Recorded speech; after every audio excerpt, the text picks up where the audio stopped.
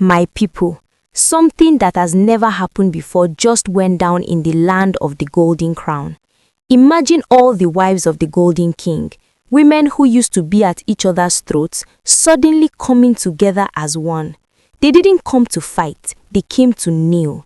They are begging the king to go ahead and marry Adetutu, a powerful priestess named Adetutu, to join them as a wife. Welcome to Crown Guest.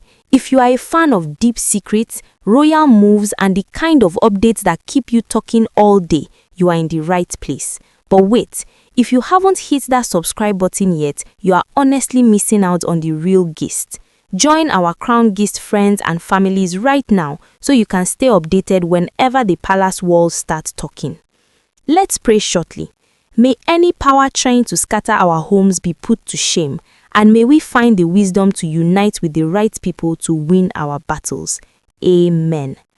Before we dive into the deep part, please understand that we have massive respect for the Yoruba culture.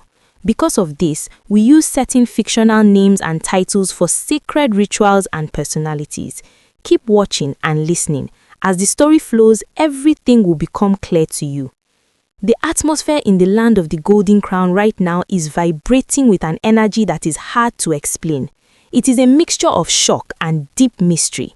My Crown Guest friends and families, the news hitting the streets is that the wives of the Golden King have done the impossible. Queen Naomi, Olorishado, and even Dr. Elizabeth, they all came together in unity. They didn't just meet, they went before the Golden King and bowed down in oneness. They are begging him to go ahead and marry Adetutu. Now, if you know the history, you know that Adetutu is not just any woman. She is a highly educated priestess of land of the Golden Crown, currently living in the UK with a PhD. She is beautiful, she is gorgeous, and she carries an ancient aura that you can't just ignore. The story of how Adetutu even entered this picture is deep. Back when they were trying to reconnect Queen Naomi and the Golden King, there were some heavy traditional rituals that needed to be done, things like the full moon rituals and the sacred offer. But Queen Naomi, because of her own beliefs, couldn't participate in some of those traditional parts. That was when they brought in Adetutu to help bridge the gap. Initially, there was friction. You know how it is. Olorishado was still working with those greedy elders back then, and there was a lot of heat between her and Adetutu. But time has changed everything. Now that the palace is clear of those snakes, the wives have realized that Adetutu is not an enemy. In fact, she is the missing piece they need to form a formidable force. They are being very strategic. They know that to protect their husband and their home from the outside forces and those 13 fallen elders, they need someone with the spiritual and intellectual weight of Adetutu. They are building a fortress, and they want this priestess of the West to be the cornerstone. My Crown Gist friends and families, let me tell you, the history of this woman Adetutu is not something you hear every day. The reason the wives are kneeling and begging the Golden King to bring her in is because they've realized that Adetutu is not just a woman, she is a spiritual insurance policy.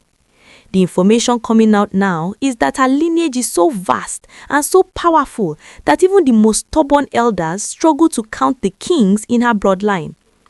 We are talking about a single ancestral line that has produced over 37 rulers, not just ceremonial kings, but real authorities whose words once shaped the destinies of rivers, forests, and entire towns. To be born into such a house is rare, but to be born a woman and still be chosen by the ancestors is something else entirely. From the day Adetutu arrived in this world, the signs were shouting. The elders say she didn't cry like a normal baby. You know how babies scream as if the world is shocking them? Adetutu was quiet. She was alert. She looked at the world with ancient eyes as if she had been here before and was only returning to finish a task. The diviners were called immediately. Cowries were cast over and over. They consulted the oracle in the land of the Golden Crown once, twice, 3 times, and every single time the message was the same. She is a gift. The ancestors have sent one of their own back in human flesh. Because of this, she wasn't raised like every other child. Her upbringing was intentional, like a project. While other children were playing under the moonlight and memorizing stories, Adetutu was being taught how to listen to the wind and study the patterns of the earth. She didn't learn tradition as if it was some old superstition. She learned it as a science. To her, divination was a mathematical language, precise and deep. But here is the twist that makes her so special. She didn't just stay in the village. This priestess crossed oceans. She entered the biggest lecture halls in the United States and the United Kingdom. She sat down with professors and debated theories. She eventually earned her PhD, blending the ancient wisdom of her fathers with modern academic frameworks. Imagine a woman who can tell you the secrets of the spirit world in the morning and defend a high-level thesis in the afternoon. While she was living quietly in the UK, she didn't chase attention, but attention found her. Even from across the ocean, her heart never left the palace. Whenever the throne of the Golden King faced storms, she was there in the background, standing firm. When Queen Naomi was under heavy pressure and people were whispering, Adetutu was the one who defended her, not by shouting or gossiping, but with a clarity and a power that made people rethink their words. The wives in the palace are not blind. They noticed that whenever Adetutu spoke, the elders suddenly became very respectful. They noticed that whenever she appeared, the resistance that usually blocks the palace moves would just soften. It was like her presence alone was enough to make the vultures cautious. The wives understood the truth. If this woman steps into the palace as a wife, the balance of power shifts permanently. No external force, whether spiritual or political, will be able to rise against them easily again. She is a shield that doesn't need to fight to win. The suspense in this matter is so intense that the air in the palace feels like it is vibrating. Now we have to look at the big question. Why now? Why are the wives suddenly so desperate to bring in Adetutu? The truth is, there was a time the Golden King made an attempt to bring this powerful woman into his home, but back then, Adetutu gave him a cold no. She wasn't being proud, she was being wise. Back then, Olorishado was still deep in the schemes of those greedy elders.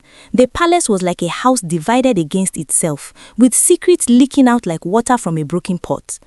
Adetutu, with her PhD and her deep spiritual insight, knew that if she entered the palace while the foundation was shaky, she would spend all her time fighting instead of building. She told the king she wouldn't come while Olorishado was still playing on both sides of the fence. But look at God, things have turned around completely. Olorishado has fully confessed. She has explained the depth of the manipulation she faced. She and Queen Naomi have sat down together and cleared the air.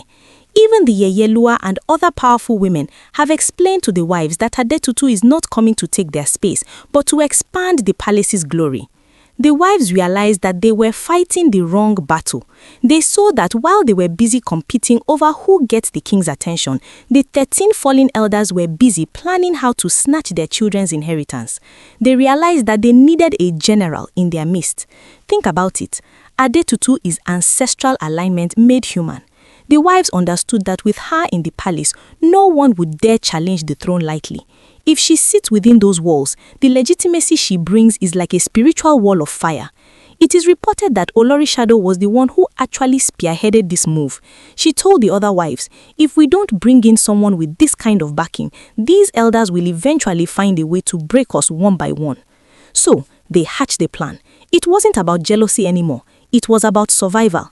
They started sending messages to the UK. They started talking among themselves, building a bridge of friendship with Adetutu. They wanted her to know that the picture has changed. The Olorishado she was afraid of is now the Olorishado who is leading the prayer for her return. The intensity of this alliance is what is shaking the land of the Golden Crown right now. The elders are hearing whispers that the wives are no longer fighting, that they are united, and that unity is centered around bringing in a woman who knows their secrets, their patterns, and their weaknesses. The wahala for the elders just doubled. They thought they could use the wives' jealousy to weaken the king, but now the wives are using their unity to strengthen the throne. What we are hearing is enough to make anyone's jaw drop. It is one thing for a king to want a new wife, but it is another thing entirely for the current queens to be the ones leading the delegation. The report says the wives didn't just send a message, they went in person to the Golden King, kneeling in a circle of unity that hasn't been seen in the palace for generations. They told him, "We are ready, the house is clean, bring Adetutu home." They are literally handing him the permission he has been waiting for. They have seen that Adetutu is the only one who can match the intellectual and traditional vibration needed to keep the palace standing tall against the 13 fallen elders. As we speak, the rumors are flying thick and fast on social media. People are saying that the calls to the United Kingdom have become more frequent. Some even say that Olori's shadow herself has been on long video calls with Adetutu, explaining that the old Ebony is gone and the new Olori's shadow is her sister now. They are telling her that the picture is finally clear. The most intense part of this gist is the fear that has gripped the opposition. The greedy elders are said to be losing sleep. They know that if a woman with a PhD in divination and a direct ancestral line to 37 kings enters that palace, their spiritual games are over. They can't manipulate a woman who sees through their patterns before they even think of them. The wives are reportedly being very strategic because they know that with Adetutu by their side, the land of the golden crown becomes untouchable. They are choosing peace over rivalry and power over petty jealousy. If Adetutu finally says yes and steps foot in the palace, the shift in power will be like a landslide. But before we celebrate this newfound unity, please remember that all of this, the secret meetings, the wives kneeling, and the calls to the United Kingdom are all alleged and rumored information currently making the rounds on social media. Nothing has been officially confirmed by the palace or the Golden King himself. These are unverified gists that we are bringing to you as they drop online, so do not take them as concrete facts just yet. Whether this move is for the best or if it will create new drama, only time will tell. But for now, the queens have spoken and the ball is in the king's court.